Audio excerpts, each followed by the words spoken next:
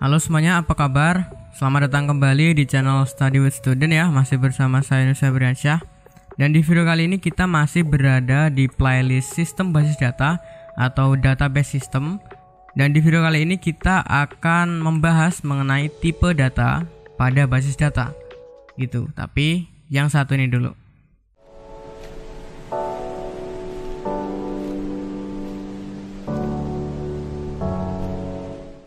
Oke ya, intronya udah, kita langsung masuk aja ke kegunaan tipe data pada basis data.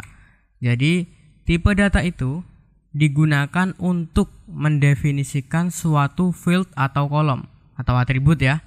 Nah, setiap kolom di dalam tabel di sebuah database itu harus didefinisikan terlebih dahulu tipe datanya gitu.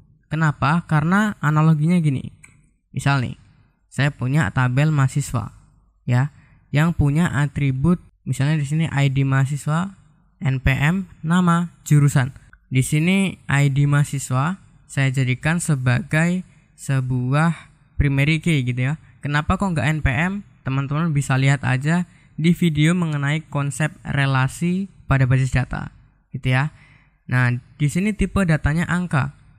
NPM tipe datanya angka. Nama tipe datanya teks dan jurusan tipe datanya adalah teks gitu.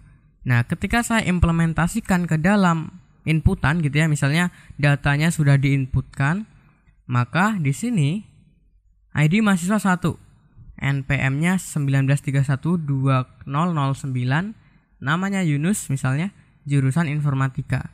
Nah, kita lihat di sini.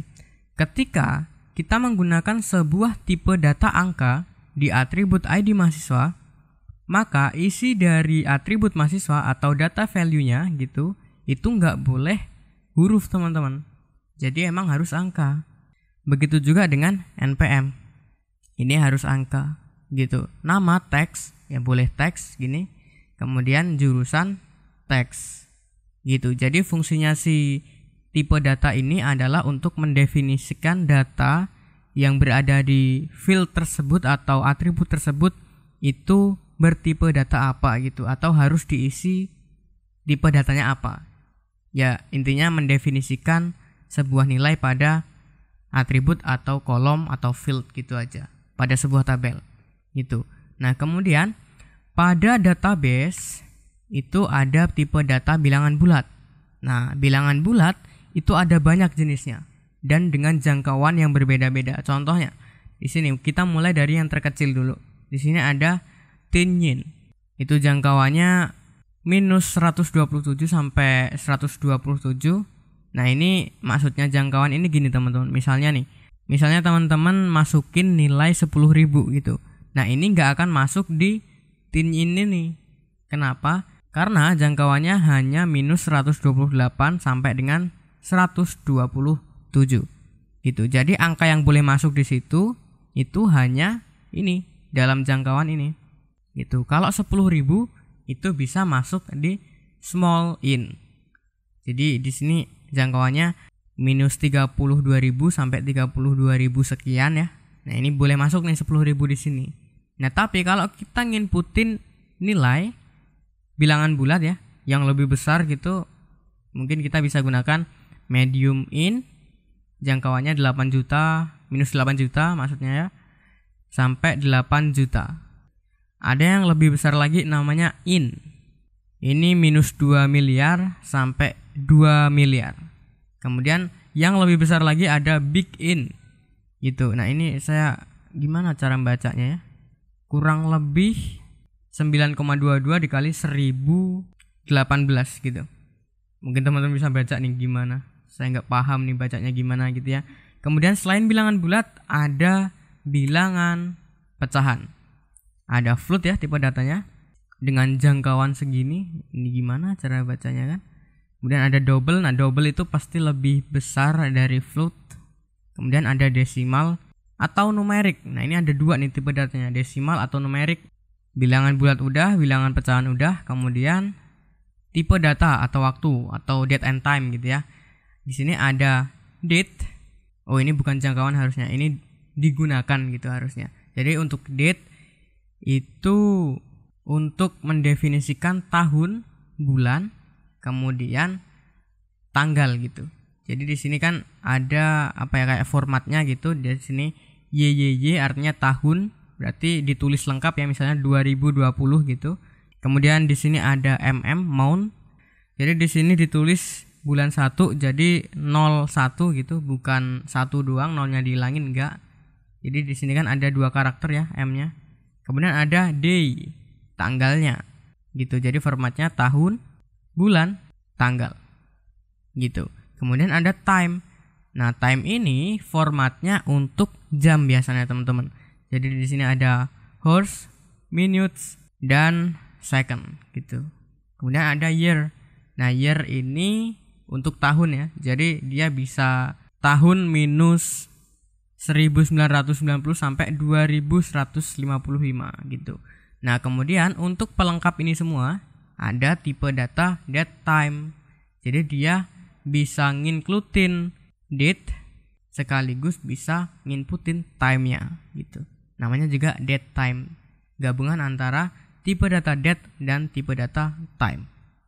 Gitu. Formatnya seperti ini. Ada tahun, bulan, hari, kemudian jam, menit, detik. Gitu. Kemudian selain itu ada tipe data string atau biasa disebut teks juga gitu. Jadi di sini ada tipe data char. Jadi jangkauannya 0 sampai 255 karakter. Kemudian di sini ada tipe data varchar. Nah, ini jangkauannya lebih banyak daripada char. Kemudian ada tiny text, jangkauannya segini ya. Oh, ini ada dibedakan 2 versi. Kalau yang database-nya itu versi 4,1, maka dia cuma 0 sampai 255. Kalau versinya database-nya 5,03 sampai dengan 0 sampai dengan 65.535 gitu. Kemudian ada teks. Jangkauannya 0 sampai dengan 65.535. Kemudian 216 ini maksudnya apa ya? Kemudian ada medium text. Jangkauannya 0 sampai dengan 224 min 1 gitu. Kemudian ada long text. Nah, ini mungkin jangkauannya lebih besar ya. Ini saya nggak tahu nih cara bacanya gimana gitu ya. Ini matematika nih kayaknya yang paham. Yang ini cara ngebacanya gimana gitu. Kemudian sekarang ada tipe data lagi yang namanya blob, atau ini biasa digunakan untuk menyimpan bilangan biner gitu. Jadi yang pertama ada bit, jangkauannya 64 digit. Kemudian ada tiny blob 255 byte jangkauannya. Ada blob 216 min 1 byte. Ini cara bacanya saya kurang tahu ya. Kemudian ada medium blob 224 min 1 byte. Ada long blob 232 min 1 byte gitu. Kemudian ada tipe data lain ya. Jadi misalnya di sini ada enum dan set. Enum itu jangkauannya 65.535 string ya. Jadi karakter gitu. Kemudian ada set 255 string anggota. Nah, maksudnya gini. Misalnya yang enum dulu ya. Enum itu tidak seperti si string. Kalau si string dia itu inputannya manual dari kita. Nanti jadi misalnya namanya Yunus Febriansyah. Ya, berarti kita ngetiknya Yunus Febriansyah, tipe datanya string. Mudah-mudahan paham nih. Nah, kemudian kalau enum itu beda. Misalnya enum itu pilihan gitu. Jadi misalnya ada laki-laki perempuan. Misalnya ada admin, ada user, ada mahasiswa, ada dosen. Jadi dia pilihan gitu kalau enum. Kemudian ada set. Si set ini digunakan kayak sebagai concat gitu. Jadi dia itu menggabungkan data dari field mana dan field mana gitu. Jadi ada 2 data dari field digabungin atau di concat. Nah, itu tipe datanya set. Gitu ya, mudah-mudahan paham. Nah, ini kalau kurang paham ya wajar aja karena kita belum implementasi kepada basis datanya gitu. Nah, dan untuk memulai kita implementasi ke dalam basis data, di video selanjutnya kita akan memulai instalasi Exam sebagai web browsernya dan kita akan melakukan instalasi SQL Yuk untuk kita merancang sebuah basis datanya gitu, dan ditunggu aja video selanjutnya. Oke ya, jadi itu dulu teman-teman video kali ini. Mudah-mudahan teman-teman ada gambaran bagaimana sebuah perancangan dalam database gitu ya. Dan kita akan berjumpa lagi di video selanjutnya untuk melakukan instalasi Exam dan SQL Yuk pada komputer kita. Itu jadi saya Nuswa Bransyah pamit. Terima kasih.